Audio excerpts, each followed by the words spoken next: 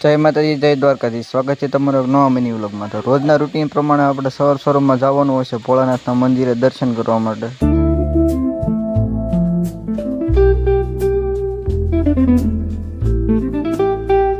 ભોળાનાથે આવીને જોયું તો અત્યારે પંચામૃતનો અભિષેક ચાલુ હતો. ઓમ પ્રિયોદધિતમ મધુરચક્રાયુધમ પંચામૃતમયામિ સ્નાનંદમ ગુર્યદમ સદાશિવાય નમઃ. પંચામૃત સમર્પણ.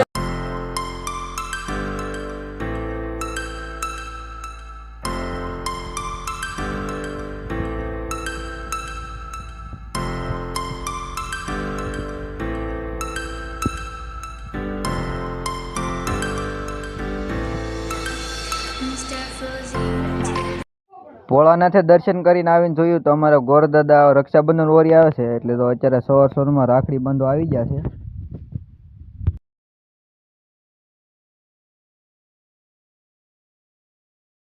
પછી તો મિત્રો સીધા આવી જશે વાડીએ, કેમ કે ત્યાં આપણે કાલે તૂર ગાળતા હતા, એટલે આજ આપણે માંડવી પારવાની હતી, એટલે તો સવારમાં આવી જશે માંડવી પારવા. અને મારા પપ્પાએ હાથી આંકવાનું કામ ચાલુ કરી દીધું છે.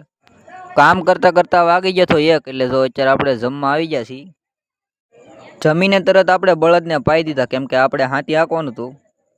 એટલે જો અત્યારે મારા પપ્પા બળજા જોડે છે, કેમ કે આપણને કંઈ જોડતા આવડતું નથી. તો જો અત્યારે હાથીમાંથી સડી ગયા છીએ અને આપણે કપાસમાં રાપ મારવાની હતી, એટલે જો અત્યારે આપણે ચાલુ કરી દીધું છે.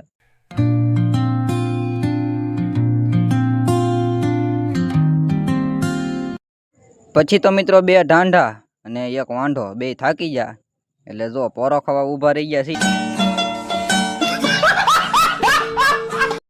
વાગી ગયા હતા 3:30, એટલે આવી જશે ગરમા ગરમ ચા. તો હાલો ચા પી લઈ.